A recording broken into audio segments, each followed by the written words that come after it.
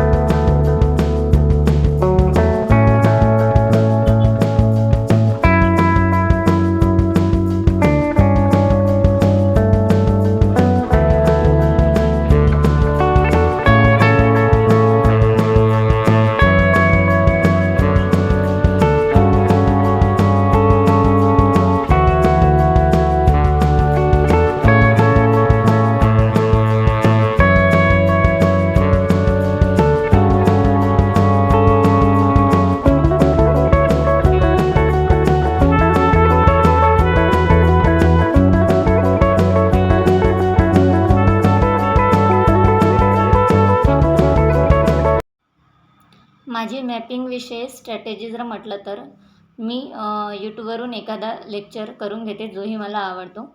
आणि म्हणजे जेही लेक्चर मला समजते ते लेक्चर मी आधी सिलेक्ट करते आणि त्याच्यानंतर त्या लेक्चरनुसार मी आउटलाईन मॅप घेऊन बसते. माझ्याकडे आउटलाईन मॅप भरपूर आहेत, जसं की महाराष्ट्र, भारत आणि जगाचे सुद्धा. आणि ते घेऊन बसल्यानंतर त्या व्हिडिओमध्ये जेही काही सरांनी शिकवलेलं असेल किंवा जे सांगतात ते मी तिथं नोट करते. आणि बाकीची अदर जी माहिती आहे, जर सरांनी नाही सांगितलं तरी पण मी बाकीचं नोट करून घेते, म्हणजे जी नंतर रिव्हिजन करताना मला समजलं पाहिजे आणि माझ्या लक्षात आलं पाहिजे.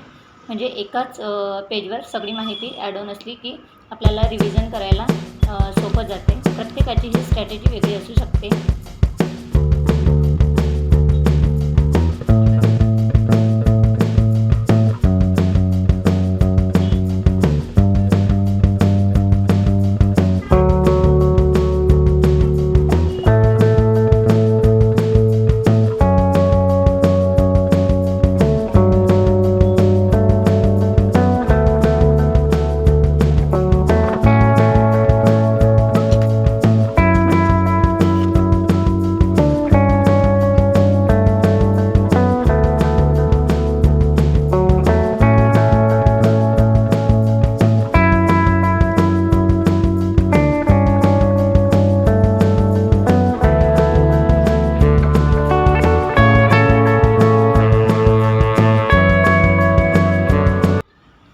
सध्या मी महाराष्ट्राची मॅपिंग करत आहे. आपल्या महाराष्ट्राला ज्याही बाउंड्रीज लागून आहेत, ज्याही स्टेटच्या बाउंड्रीज लागून आहेत त्या मी करत आहे.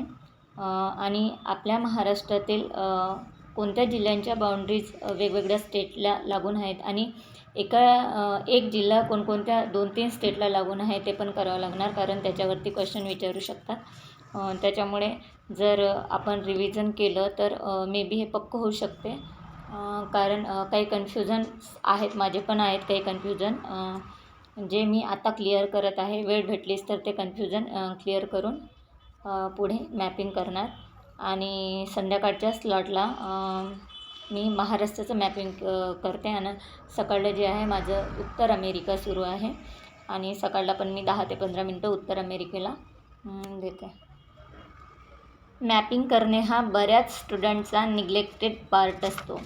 कारण मॅपिंग करायला हेडॅक होतं असं बरेच जण म्हणतात. मी पण ऐकलेलं आहे बऱ्याच जणांच्या तोंडामधून. बट मॅपिंगसारखी सरळ गोष्ट नाही आहे. एकदा का मॅपिंग करायला सुरुवात केली तर आपोआप इंटरेस्ट निर्माण होतो. मॅपिंगच नाही तर कोणताही विषय असो, आपल्याला जो कठीण वाटतो तो जर घेऊन बसलं तर आपल्याला 8 दिवसांनी 15 दिवसांनी तो विषय एकदम सोपा वाटायला लागतो आणि त्यामध्ये इंटरेस्ट निर्माण होतो. त्यामुळे मॅपिंगला निग्लेक्ट करू नका. कारण मॅपिंगवरती बरेच क्वेश्चन विचारतात आणि ते निग्लेक्ट करून चालणार नाही आहे. आपल्याला जर रँक घ्यायची आहे, मेन्स द्यायची आहे, प्रिलिम्स क्लिअर करायची आहे, तर मॅपिंग हा निग्लेक्ट करून चालणार नाही. तर त्यात इंटरेस्ट घेऊन मॅपिंगला सुरुवात करायला हवी. मी माझ्या चॅनलवरती एक नवीन इनिशिएटिव्ह घेणार आहे. रोज एक नवीन टिप्स सांगणार आहे जी स्टडीशी रिलेटेड असणार आहे. जे सब्जेक्ट मी करत आहे त्या सब्जेक्टशीच रिलेटेड असणार आहे. तर चॅनलला सबस्क्राईब करून ठेवा आणि बेल आयकनला हिट करून ठेवा, म्हणजे जेही काही व्लॉग मी टाकणार आहे ते तुमच्यापर्यंत लवकरात लवकर पोहोचतील. आजच आयोगाचा प्रसिद्धीपत्रक जाहीर झालेला आहे आणि नंतर ते एक्झामची डेट सांगणार आहेत.